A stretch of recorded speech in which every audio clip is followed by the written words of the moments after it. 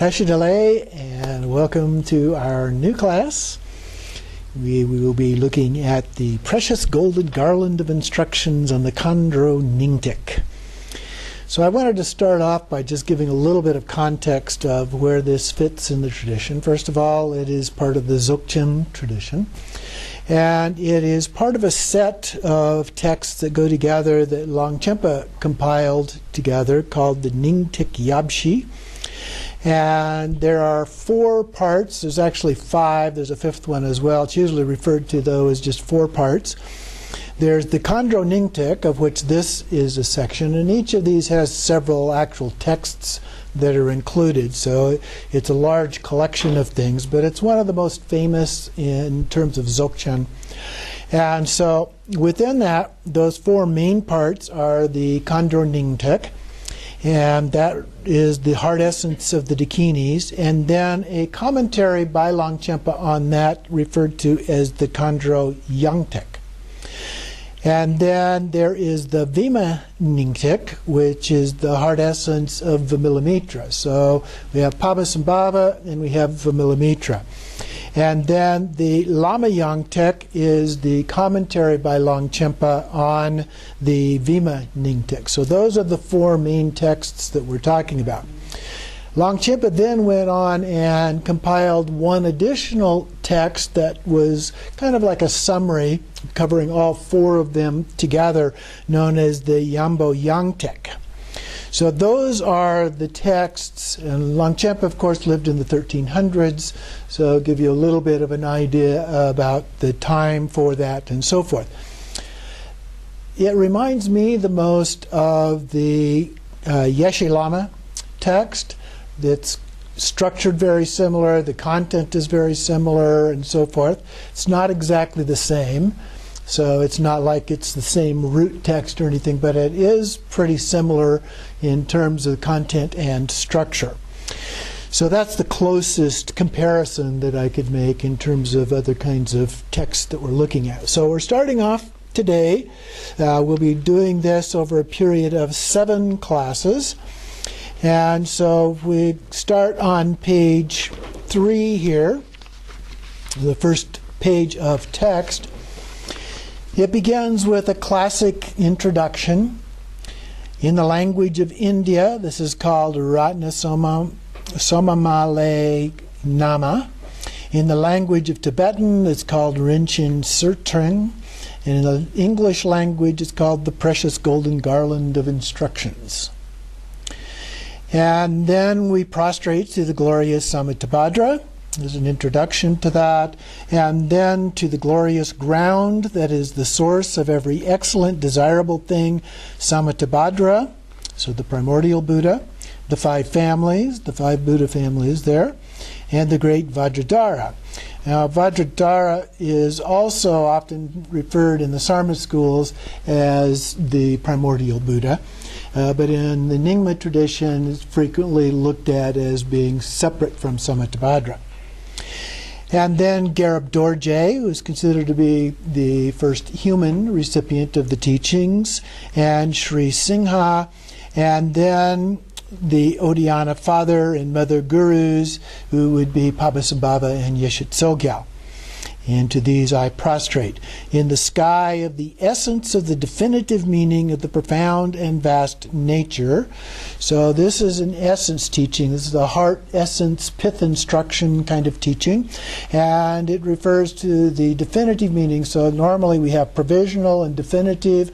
Provisional deals primarily with relative kinds of things in this life. Definitive basically relates to ultimate truth. So the definitive meaning of the profound and vast nature. The nectar clouds of the heart bindu of the Dakinis gather. And then we have the profound rains of the ultimate greatest secrets shower down and naturally fill the lotus lake of my mind. So as these come down, they come down to us, they shower down upon us and fill up the lotus lake of our mind. So fill us with the ultimate meaning of these teachings. The waters of knowledge and love illuminate the youthful deity. That's a reference to the youthful vase body, which is usually a reference to Dharmakaya. With the mind's eye of delight, all that exists just as it is, so the true nature of things, without having to try and elaborate in terms of words, concepts, and so forth. But its true nature just as it is. I shall ornament the waterfall of seeing the good of the world. And this is a subtle reference to the great perfection.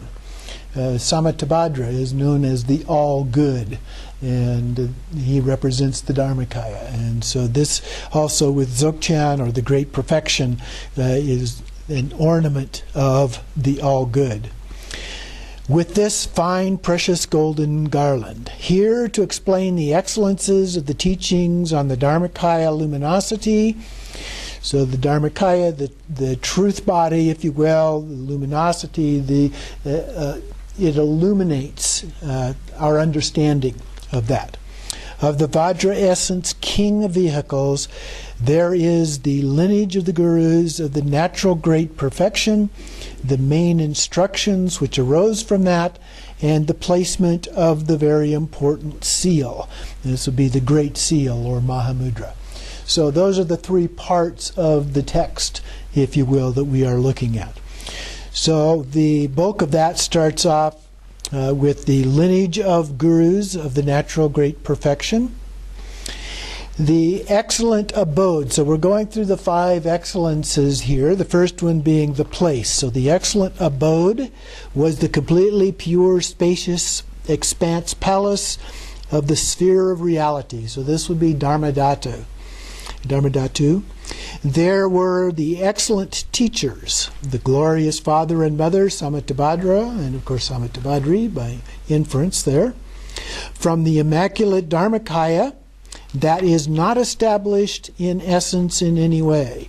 So Dharmakaya, because it's transcendent in nature, is beyond trying to establish it through words, concepts, and those kinds of things.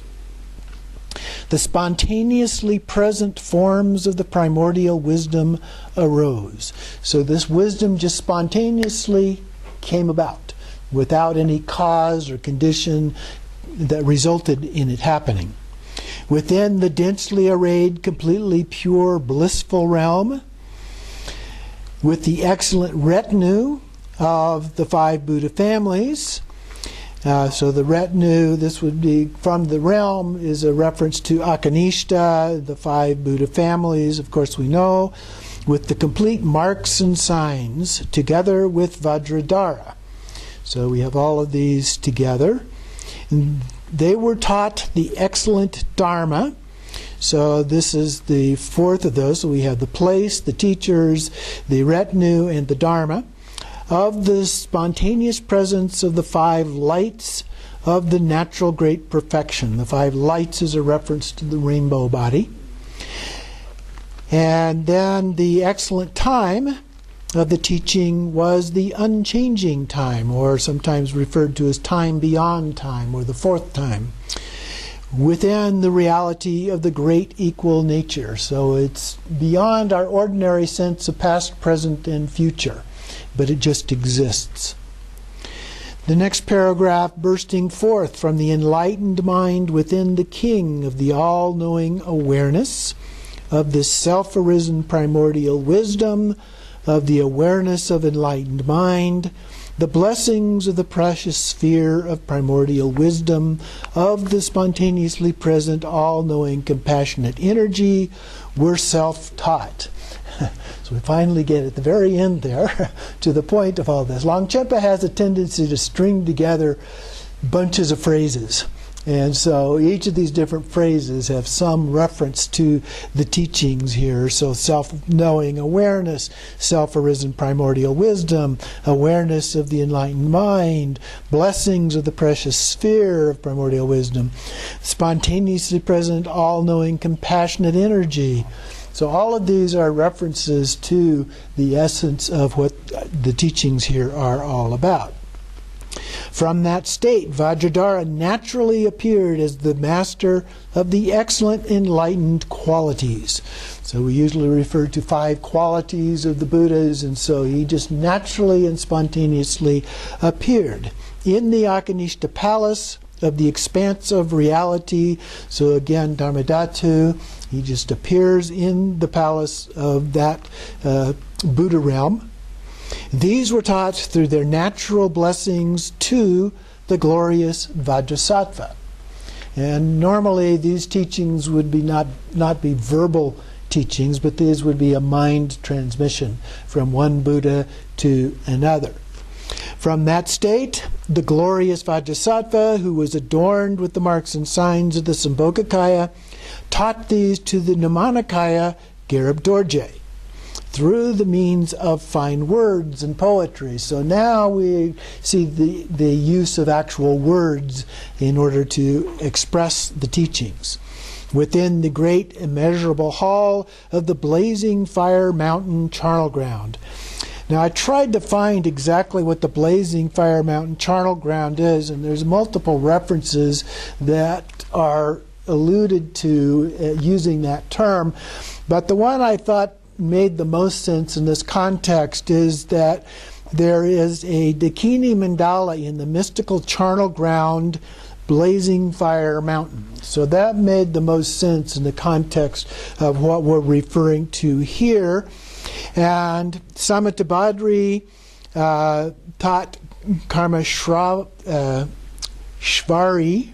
to Hayagriva and Vajravarahi, and then to Padmasambhava.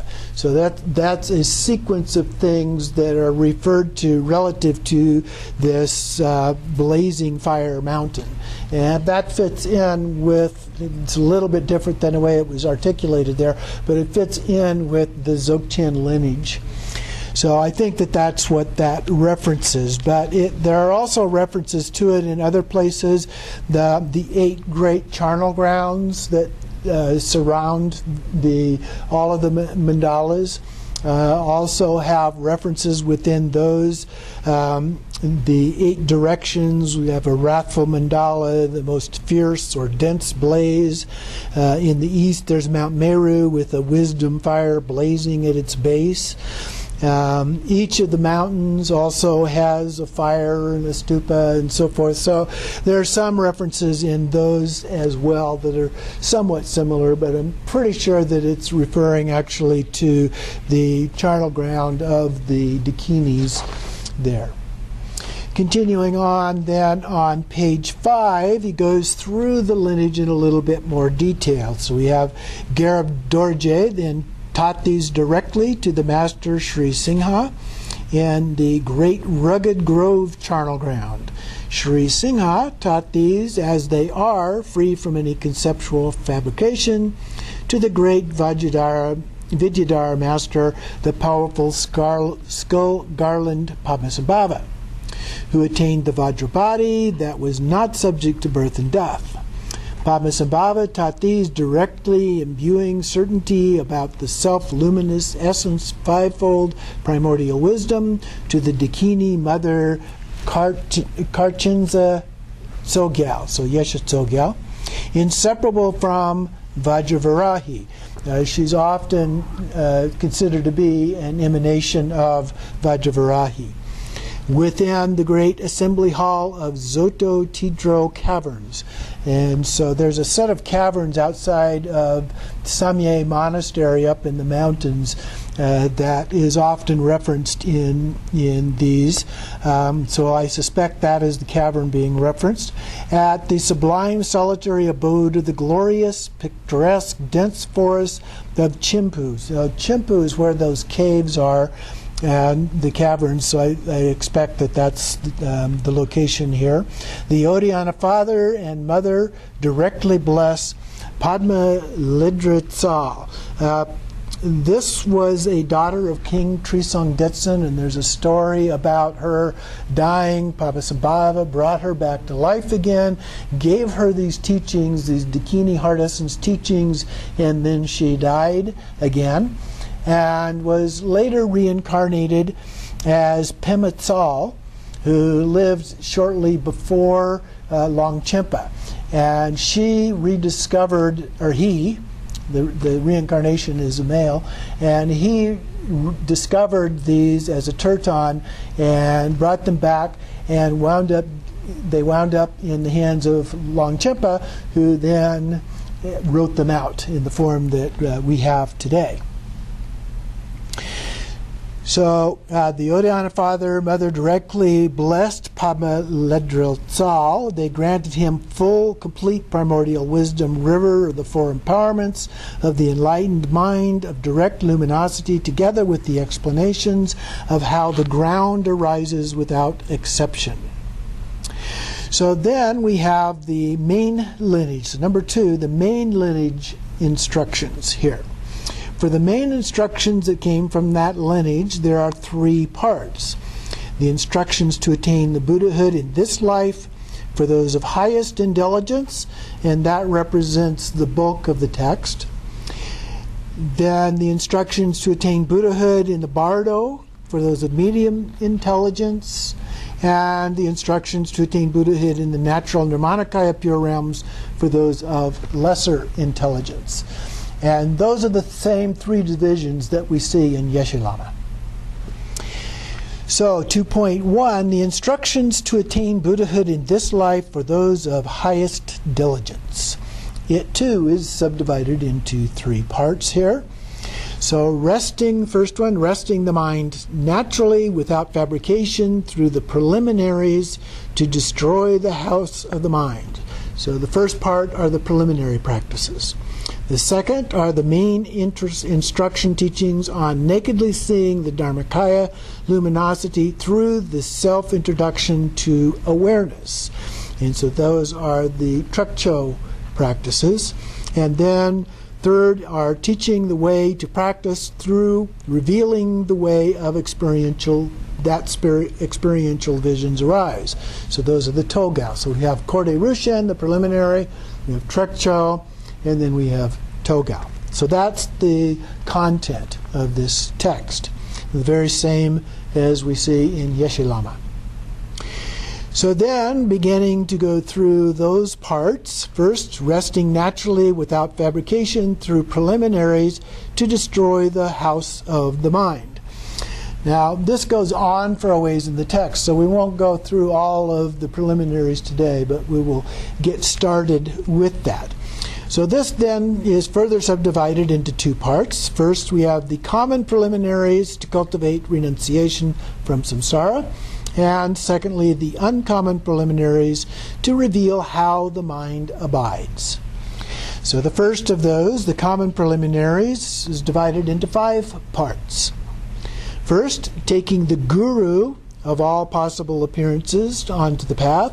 Secondly, taking the obscuration purifying mandala offering onto the path. So you can see, first of all, that this is a little bit different than the traditional uncommon, we refer to the uncommon Nindro in that particular case, where you would have, first of all, the guru, you would have the refuge, and then bodhicitta, and then you'd have Vajrasattva purification before you get to the mandala offering. And then in this case, the third one then is the cause and effects of samsara. And fourth one is taking the impermanence of this life on to the path. So those 2 are often referenced in the traditional Nundro teachings as a part of the 4 thoughts that turn the mind, or the common Nundro. And then we have the 5th one, taking love and compassion onto the path. And so that normally would be taught as a part of the path of altruism, Mahayana, the path of the Bodhisattva, those things, as well as the other parts of the 4 immeasurables. So we go through each of those now in more detail. Taking the guru of all possible appearances onto the path. Sitting in a comfortable seat. So now these begin to be expressed in the way that you would do these as an actual practice, which is the unique characteristic of this particular text. Sitting on a comfortable seat, go for refuge in the guru and the 3 jewels. Oftentimes in the Vajrayana, We do 4 parts to the refuge. So in addition to the Buddha, Dharma, Sangha, we also do the Guru, because the Guru is the one who is actually able to give us those teachings. So we often look at all 4 of those. And then, feeling that you are going to meditate upon union with the Guru. The union of the Guru would be like Guru Yoga, where our mind unites with the Guru, in order to liberate all sentient beings. So this is from the Mahayana or Vajrayana perspectives. From the oceans of the sufferings of samsara, cultivate relative bodhicitta. So the loving kindness, compassion, and so forth are cultivated as a part of that. And oftentimes we start with our intent to achieve enlightenment, to benefit all beings, and then the action bodhicitta would be the actual things that we do in terms of loving kindness, compassion, and other things that we do to actually benefit beings. And then the ultimate bodhicitta. As for that, the ultimate bodhicitta, clearly imagine the primordial Buddha of the nature of your own mind. And so here we're not visualizing a deity per se, but we're just visualizing this, the true nature of things, the Rigpa, as we've talked about in other Dzogchen teachings, the pure awareness. Moving on then to page 7, we recite the following 3 times. I and all limitless sentient beings are primordial Buddhas. To embody that understanding, I generate ultimate bodhicitta. So we do that 3 times, follow with the emptiness mantra, or a version of the emptiness mantra here. Om Yoga Shuddho Jnana Vajrasvabhava Makoham. From the state of the unborn nature, so that was the reference to emptiness, of all reality, like the center of space, by reciting Hong, Hong, Hong, above, below, and in all cardinal and intermediate directions, there is a Vajra fence, tent, arrow net, and blazing primordial wisdom fire. So we're creating here the protection circle around us as a part of this. Then in the center of that, through Broom, Vishuddha, Jnana, Vajra, Hong, there is a lotus and sun, upon the center of which is a immeasurable palace of stacked skulls. So this is the wrathful palace as a part of this. Then we continue on with the palace. The 4 gates and the 4 walls are made of 5 layers, and around the outside of the palace are the 8 charnel grounds. Inside the 8 great pillars provide the supports for the ceiling structure. In the center of these are, on a throne of lions, jewels, lotus, sun, and moon, is the syllable Hong. This transforms, and I appear with the nature of my root guru, the embodiment of all gurus of the lineage. So with whoever the nature of your root guru is exactly the same as that root nature of any other guru, of any other Buddha, and so forth. So the same nature. My form appears as the glorious Vajradhara. So now we appear as Vajradhara with the nature, in the nature of Sambhogakaya. I am blue in color, adorned by all the precious ornaments. So classic Sambhogakaya reference here. Hold a Vajran bell crossed at my heart. That's the clear thing that we see when we're looking at images trying to determine what deity they happen to be. That's the usual one, the fact that he's blue and has the Vajran bell crossed at the heart. Those are his classic distinguishing characteristics. Then upon my lap is the mother Vajravarahi. So they are in union. Vajradhara is often depicted as just by himself, but in this case they're in union together. She is naked and red in color, holding a curved Drikung knife and skull cup, classic ornaments held by the Dakini, and then embracing the father. Both of us are adorned by the jewel and bone ornaments and sit in a Vajra posture. So they have actually both the classic Sambhogakaya as well as bone ornaments. So they've got both characteristics here. Vajra posture being the natural meditation posture, the classic meditation posture. In our heart centers are the 42 peaceful deities, and the skulls, the 58 wrathful deities.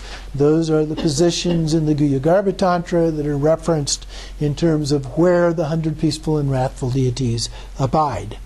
These appear as luminosity like a rainbow. So they're like a light, but they're presented to us in a way of our knowing, our understanding as well. And then we go through some additional details here. In the east, upon a lotus sun and moon, is white Padmakara, together with the mother or consort. And this text uses the word mother in this, but it's a reference to the consort. In the south is the yellow Shakya Senge. In the west, the red Nyima Ozer. In the north is the green Pabasambhava. In the southeast is the light yellow Lodrin Chupte.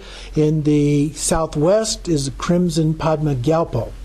In the northwest is the brown Senge Drektor. And the northeast is the dark blue Dorje Drolo. All these fathers, so the fathers would be the reference to the males, appear in union with the mothers or consorts. They are all adorned by jewel and bone ornaments, silk robes, precious lotus crowns, ornamented at the top with vulture feathers, and the 5 types of silk. All the fathers have the same hand implements as the main father, all the mothers the same hand implements as the main mother. So giving us now a description of the primary figures that are in the mandala here. At the 4 gates, starting in the east, these would be the gates of the palace here, are the white iron hook dakini holding an iron hook, yellow lasso dakini holding a lasso, red iron chain dakini holding an iron chain, the green bell dakini holding a bell. These 4 mother gatekeepers are in union with 4 father gatekeepers. So we have the male and female gatekeepers together, who are holding a vajra and bell, respectively. They are all adorned again by jewels and bones. Standing upon divine streamers in the air are father and mother primordial wisdom dakini. So we're surrounded by this cloud of dakinis. They are the colors of their respective Buddha families and hold curved drikung knives, skull cups, and the hand implements of the 5 families. Each family has a separate hand implement, as we're familiar with. Around the outside of the palace, filling the earth and sky, are innumerable worldly dakinis gathering like masses of clouds. So again, completely filling the environment. Sometimes we see the phrase like sesame seeds in a pod. So it's just completely packed with these deities and other beings. Imagining that, recite Om Vajra Samaya Ja, or Za. Tibetans would say Za, like DZA, rather than Ja, which is the Sanskrit. And they would probably say Benza instead of Vajra as well there. Thus inviting the primordial wisdom deities, just like the ones present from Akanishta and the worlds of the 10 directions, recite Zad Hong Bam Ho, and with the various mantras that go with that. And imagining that they dissolve inseparably into us. So we have invited them, they have come, and now they dissolve into us as a part of that. Then we have the 3 places of all the deities are marked with Om Ah Hong. The 3 places referred to are at the crown or the head, the throat, and the heart. So the Om Ah Hong in each case. The Tathagatas or Buddhas of the 5 families bestow the empowerment with vases filled with nectar. So this would be the vase empowerment. The overflowing liquid becomes the crown ornament with the nature of Buddha Akshobhya. who embodies all of those. So the vase empowerment, oftentimes the vase is actually set on the top. Usually the water is poured into our hand, but visually in this case it's poured into our head. Our body is filled up, but it overflows. There's just so much. It overflows, but instead of like running down our bodies or something, it forms into the body of Akshobhya. And then he embodies all of those Tathagatas as one. The gods and humans make offerings, filling space, or the unlimited clouds. Sometimes we refer to the clouds, Samitabhadra, clouds of offerings, is another reference that's sometimes made. As everything is being offered, we offer the entire universe and all of its contents, if you will. Imagine that they praise with offerings and beautiful songs of auspiciousness, rest evenly for a moment. So having made all of these offerings, we sit in silence for a moment with a short meditation, if you will, not thinking about anything in particular, but just resting. Then we continue on. From the enlightened bodies, light emerges out and strikes the entire vessel of the universe. The entire universe here is being encompassed, and all of its inhabitants, purifying all karma, negative deeds, and obscurations. There are many ways in our tradition to purify all of our karma and other kinds of obscurations, habitual tendencies, and so forth. And so this is just one of those. The vessel of the universe appears as the natural Nirmanakaya, pure realm of Udayana. So this is the land of Pabasambhava, currently thought to be, although there are different sources that disagree somewhat on this, but thought to be roughly in the Swat Valley of what is now Pakistan. The Udayana of primordial wisdom luminosity without any intrinsic nature. So it's beyond any given particular nature. The contents of the sentient being, of all sentient beings, become gods and goddesses with the nature of male and female Dakini warriors. Singing, dancing, and making offerings, imagine that they fill the self-appearing palace with offerings. So again, we have additional offerings that are being made by the gods and goddesses. A lot of times in sadhanas, we will have the 8 offering goddesses that come out and make the various offerings. And so this is somewhat similar to that. And so for making the offerings, we have Om, Vajraguru, Pemasiddhi, Hrima, Ha, Hrini, Sarat, Sad, Hiya, Siddhi, Pala, Ahom. And so we recite that as much as we can, imagining that all outer and inner deities all resound with the sound of the mantra recitation. So all of those deities that are surrounding us, everybody is reciting the mantra with us together.